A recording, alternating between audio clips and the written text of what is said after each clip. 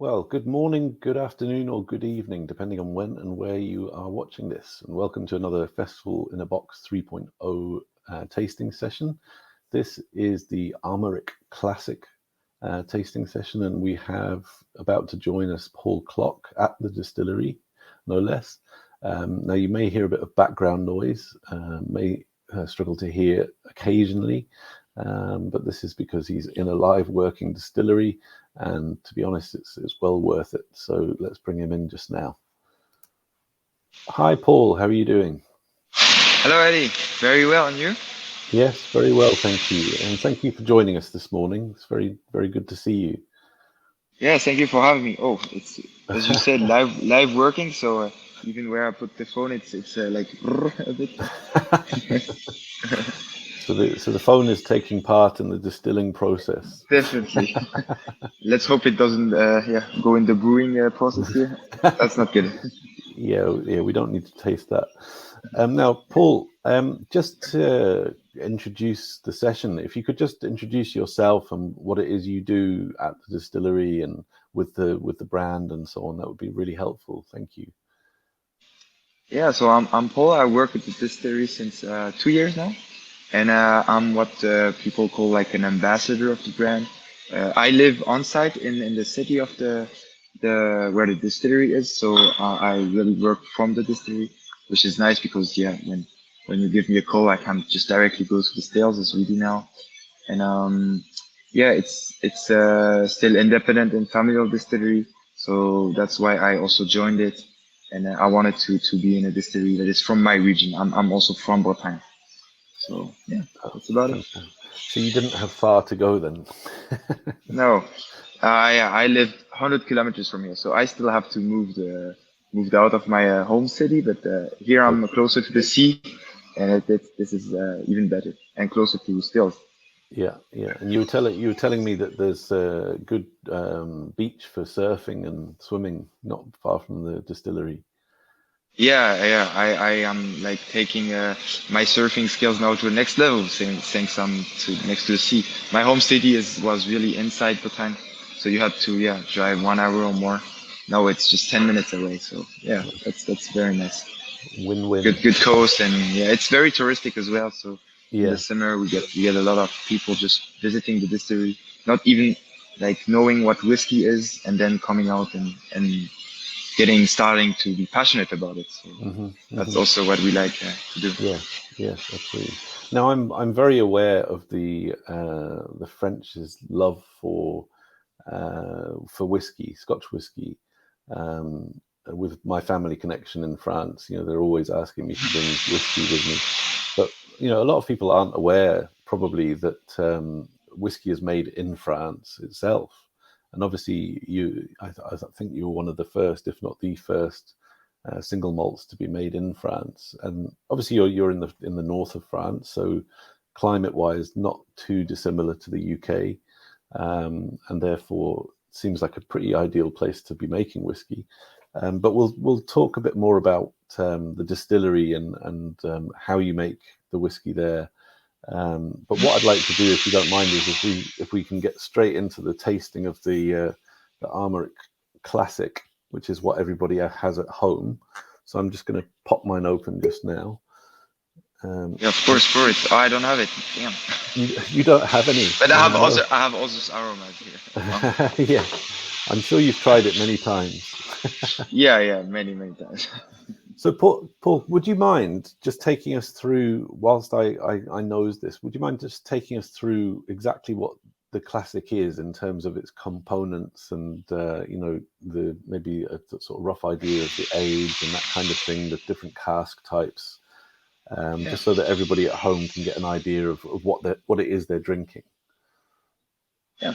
So I will just come back to what you said first is that we are the first distillery in France to make whiskey, and especially in this region, Bretagne, north of northwest of France. For us, it's not north, but yeah, for people from where your family is in Toulon, yeah, it's pretty north. So we get this 2 to 3% engine share, and we also use pot stills. I will show you after, which gives this Armorik Classic and all our range this really oily and fruity style. So you will get still some cereal in this Armorik Classic, really malty. It's an organic barley that we use, and it's all from France. The water we use is from down the distillery, just here. That's why we are here as well. We needed this good water, and the yeast is also from France. So these are the three components we use, and it's a very light and delicate whiskey that we wanted to bring with the classic, which is more like the blonde of a brewery. That shows really what we do with bourbon cask, the classic cask of the whiskey. We use Buffalo Trace and Heaven Hill casks, and also some STR. So STR are these shaved, the T I don't remember now, and reshaped these reburn casks that we use. These were our old bourbon casks that we use 4 times or some 4 to 5 times, so really exhausted, and we had to reburn them to get some more of exotic fruits aroma and these vanilla aromas that really are characteristic of the STR. So and you get this really creamy style. Yeah. So the classic includes ex-bourbon cask as well as STR cask. Yeah. But much more of the bourbon, and STR are here to give it also a bit more of the spiciness you could have that you have at the end. It's really burnt wood style. But the creamy and oily is really from the distillate and the bourbon for this crème brûlée style that we really like to put into the classic. Lovely. Yes. This is our permanent edition classic. So we really have it all year long and try to keep the same aromas. It's around 4 to 5 years, the cask that we use for it. Yeah. Well, like you say, it's a very soft, fragrant aroma that comes from the classic. It's really very nice and fresh. Yeah, and you still have this new make style. So with the cereals, our yeast also gives it really those framboise. So I don't know how do you know framboise? Raspberries. Raspberries, yeah, those raspberries a bit, and we really like to have it just as a blonde for a brewery. Have this really classic style of whiskey. No, it's really lovely. It's very. I've just tasted it at full strength, and it's just a lovely kind of complex, but soft and sweet, fresh. Quite fresh orchard fruits as well. I get the crème brûlée as well. It's a very nice, creamy style of whiskey. Yeah, I have it really in the nose, the crème brûlée. Yeah. It's 46 alcohol volume. Yeah. That's also the degree we use for all of our whiskeys. It really gives it the nice aftertaste and stays long. So I guess it's non-chill filtered as well because it's 46. Yeah, and natural color, of course. Yeah. We try to work how whiskey should be made. So the traditional style, and also use the whiskey the rawer we can make it. I'm going to add a little bit of water to mine just to discover some more aroma. I hope. Every also glass will give it different aromas. We try this at the distillery with Glencairn. That's how we make it. That's how the manager, master blender, blends his whiskeys. So that's how we really want the whiskey with the Glencairn. Yes. With Glencairn. But with some wider glasses, you will get even more the crème brûlée, or even some banana aromas, much more fresher. Glencairn gives it still this little spiciness and kick that we also like in our whiskeys. Yeah, you definitely and this get little more, bitter as well. You definitely get more of the spices coming through with the addition of water, I find. Really, it's maybe a little bit of white pepper as well, just really very nice.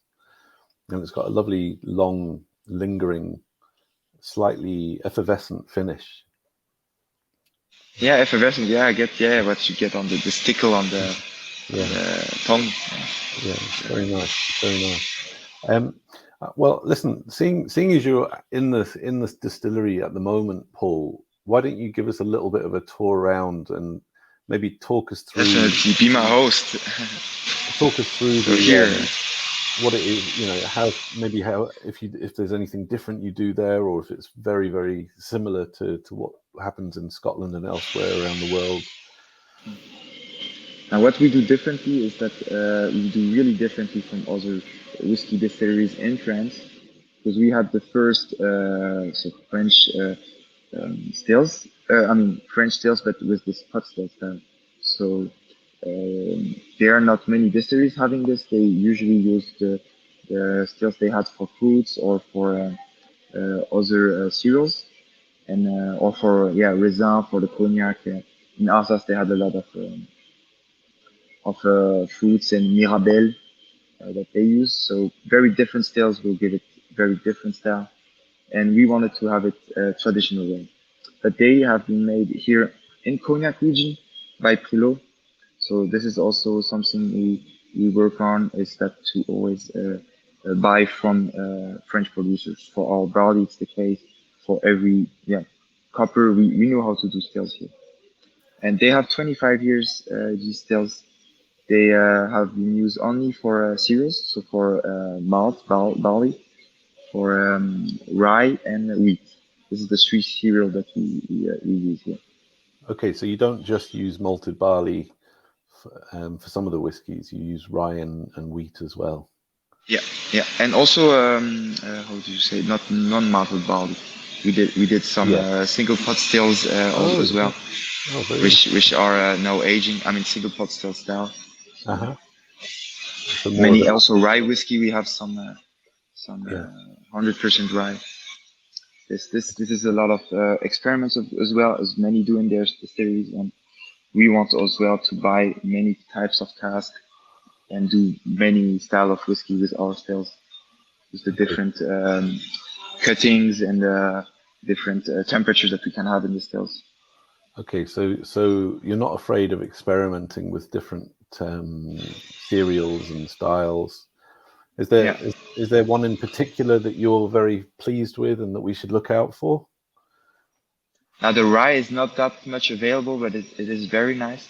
But you have to taste it here in the distillery. So I invite you to come. This is something we do like 3 days a year. And so we don't have that much in stock. As well, we do some peated whiskey. Peated barley is just exceptional. But as you might know, we don't have peated. We have peated area in France, but we can't source from them. It's all in safe areas. Yeah. And so we buy it from from the Highland in Scotland, and it gives it very, very nice traditional peat style, very fresh cutted grass. We have this as well that I really like. But 2 weeks a year, so this we have a bit more. So you buy the peat from Scotland and bring it to the distillery, and then that would be nice, but we can't. No. It's done also in Elgin in Scotland. I see. Right. The malting.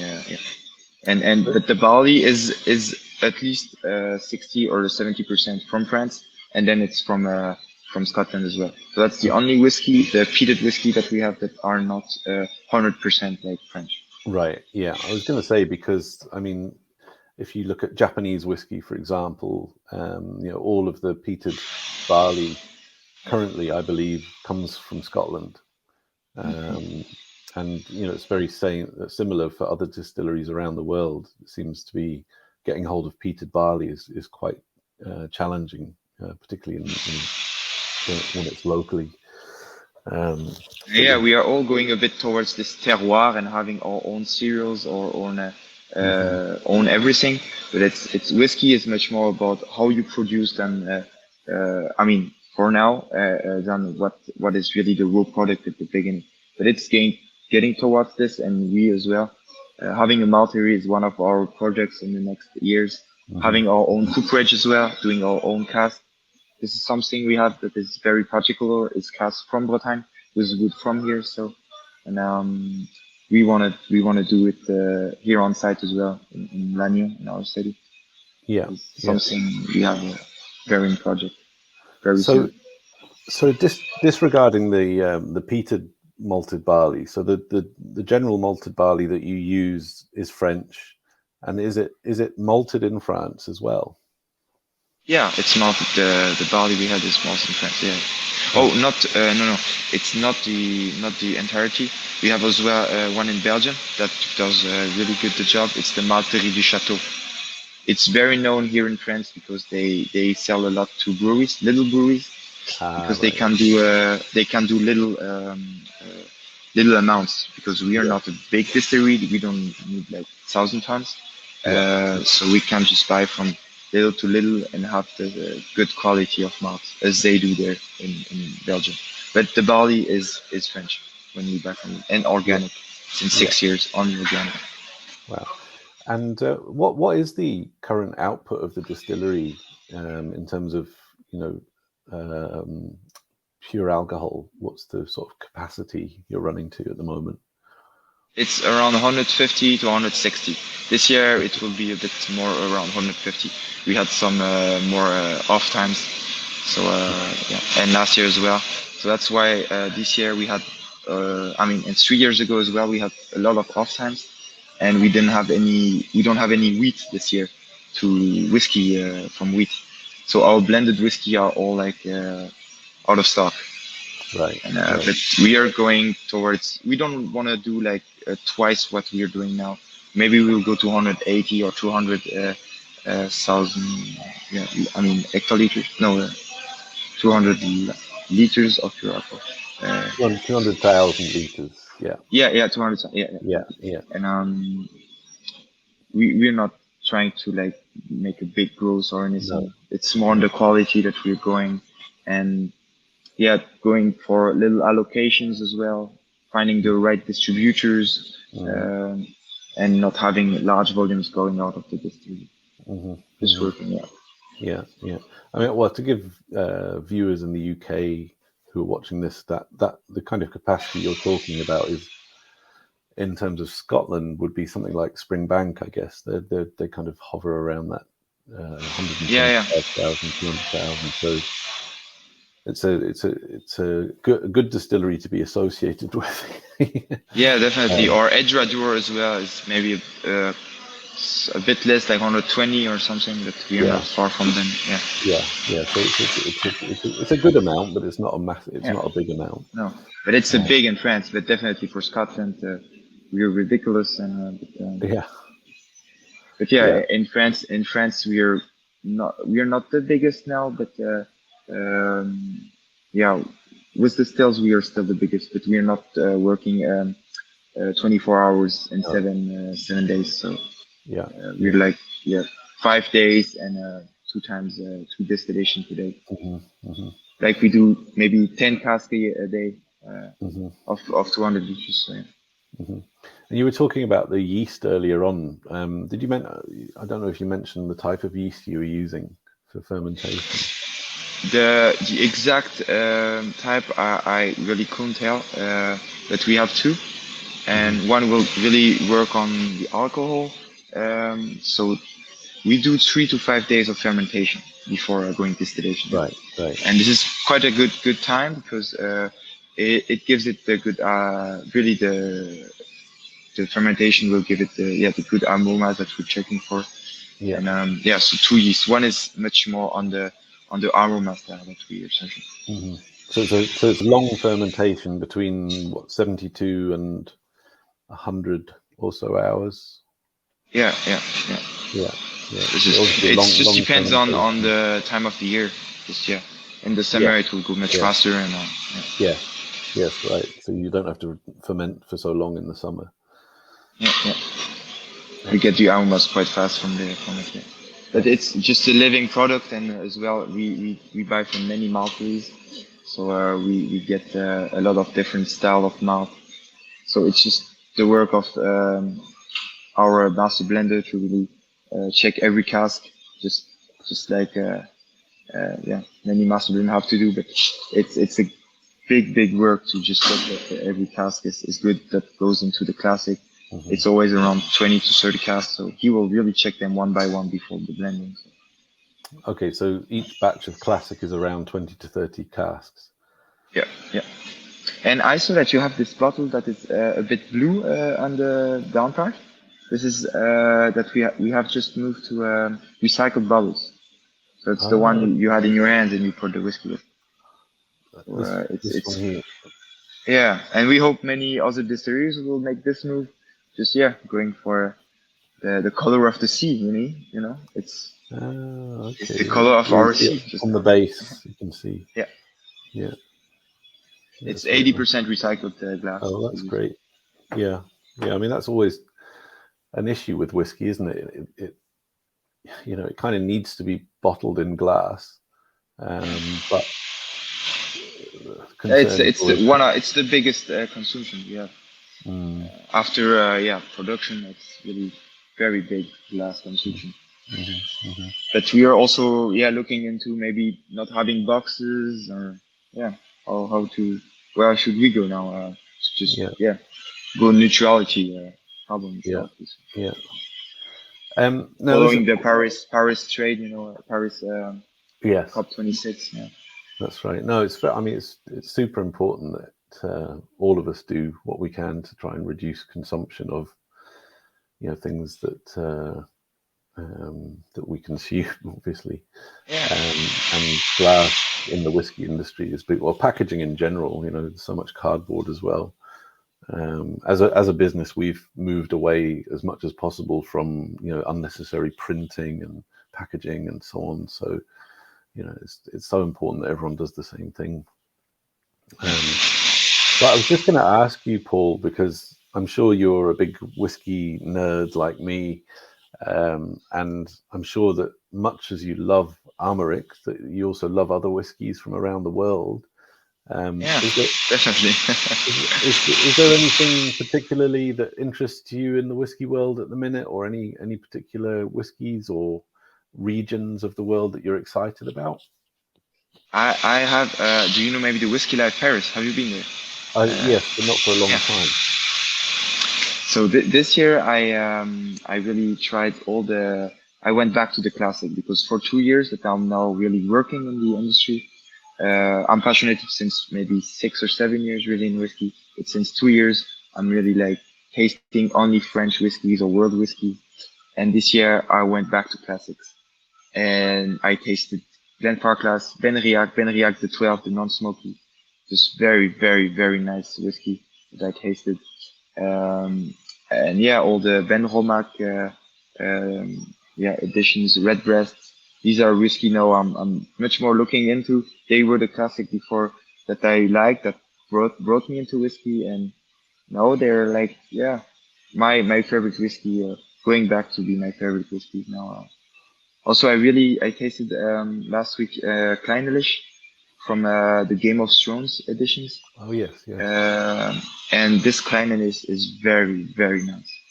I have a bottle at home, and this is one of the whiskeys that these last 3-4 months really, Excellent. is to my style. It's really Yeah. to my style. Yeah, yes, excellent. And you, is any whiskey you tasted in the last weeks? I tend to like the whiskey that's in my glass currently. Yeah. I just like to try new things because I've been around for quite a long time in drinking whiskey, and that's not to say I've tried everything, because I haven't. But I love to try new things and just to be surprised and excited about new whiskies. Like, for me, Armorik, I've only come to quite latterly, and I'm enjoying trying your range, and I'm looking forward to trying more things to come over the years. In terms there of are many to come, so many to come. So it's an exciting business to be in. So exactly. Very many people are passionate and starting their whiskey. That's right. And That's right. At the moment, it's very nice. That's right. Is there anything apart from whiskey, Paul? Is there anything that you really enjoy to drink? Something that is also from my region here. It's the cider. So we have it very dry. So not the very English style cider that is a bit sweeter and also a bit more with water, which I also very, very much enjoy. But the one I used to drink with my grandparents, so is really the rye, almost very, very oily, and you have some apple in the bottom of the bottle. and it Lovely. really smells. The farm. This is really the cider I really like to enjoy, and I Fantastic. drink some more in the last months now.